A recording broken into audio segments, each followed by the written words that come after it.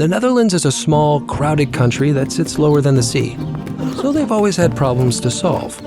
But this situation gave the country and its people a unique advantage: innovation. From draining water with dikes and canals to building ships that carried new inventions across the ocean, the Dutch people changed the world with their knack for innovation. Today, the Netherlands is a global hub for finance and research, and is a founding member of several international organizations. Tourists come to see museums, windmills, and Amsterdam's dreamy canals, but they might not know that Dutch farmers are just as impressive. With high-tech precision farming, the tiny Netherlands exports more food than any other country except the United States. But Dutch farmers are in a fierce battle with their own government over farming and greenhouse gases.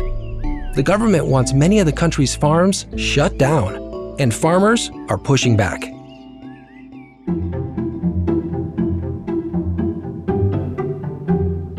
Meet Florian. He lives with his parents, Willem and Adriana, in a 200-year-old dairy farm. Florian's family sells milk and cheese in the nearest city. Florian's brother Jelte works on the farm full-time, but his oldest brother Don studies at a university. Living on a farm comes with many responsibilities.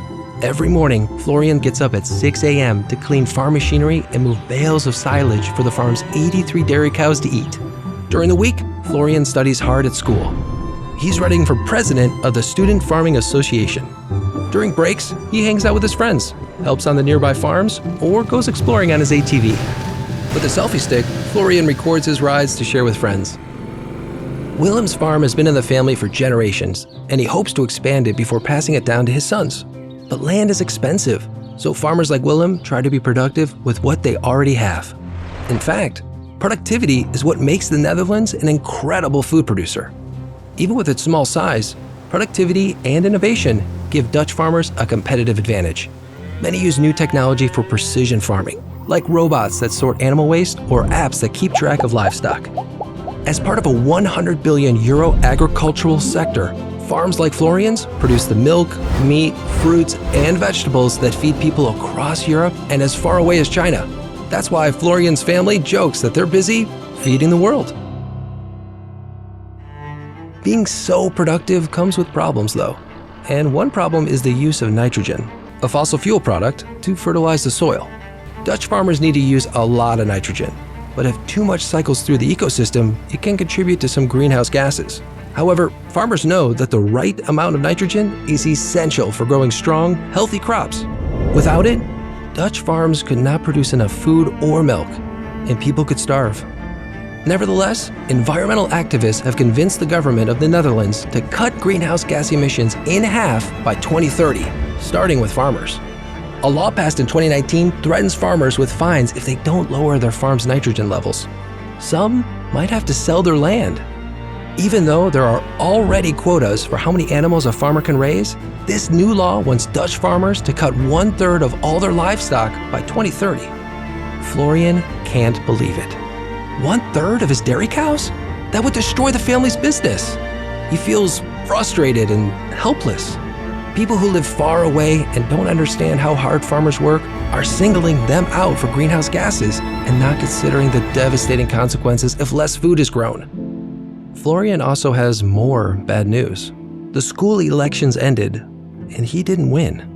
How could that happen? Everyone knows him, so why didn't they vote for him? Meanwhile, Willem and Adriana just received a non-compliance fine from the government for 100,000 euros. Everyone is worried they might lose the farm. Willem appealed the fine and is waiting for a court date. Now, instead of selling their products in town, he and Adriana are helping with political rallies across the region. There's talk of another protest, with farmers driving their tractors all the way to The Hague. Don is home from university, and Florian told him all about his election loss. Don is a business student, and he's helping Florian understand one thing. It's not enough to be a great candidate. He needed to show people why they should vote for him. That makes sense. Now Florian understands why farmers are joining the convoy to the capital. They can't assume people in far-off cities know how careful they are. They have to show them. With so many families participating in the protest, Florian's school shut down for the week. Their parents are busy, so Florian, Yelta, and Don are running the farm. In between chores, Florian is making videos with his selfie stick. After all, people might want to see what life on a dairy farm is really like. Then Willem delivered some surprising news. His court date is tomorrow, the same day as the convoy. With the family farm on the line, he can't miss it. Instead, he wants Yelta to watch the farm while Don and Florian drive the family's orange tractor to The Hague. Don and Florian left a few hours ago. Now it's 6 a.m. and the sun is rising over the long line of tractors. At every crossroad, people are cheering and waving Dutch flags. Florian's live stream has already gone from 100 viewers to several thousand. He's proud to be joining his fellow farmers and taking action to protect his family's way of life. Don and Florian are finally home from their ride with the convoy, and they are exhausted. When they learn that the court gave Willem 30 days to pay his fine, they wonder if their protest was for nothing. But Willem is smiling. He's proud of his sons, and he's got a surprise. Someone from a private investment company in Amsterdam saw Florian's live stream and watched his farming videos. The company then reached out to Willem and offered to invest in the farm, finally giving him the resources to expand and upgrade to high-tech machinery. Florian and his brothers cannot believe it. With help from the new investors, Willem and Adriana paid off the fine. Like many small farms that are teaming up with investors, they're now expanding their operation. Willem can't wait to buy more land for his sons. Meanwhile, Florian's found a new side hustle, helping his neighbors make short videos to teach about farming.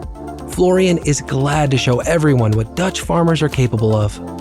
After all, many people want them and the Netherlands to succeed in feeding the world.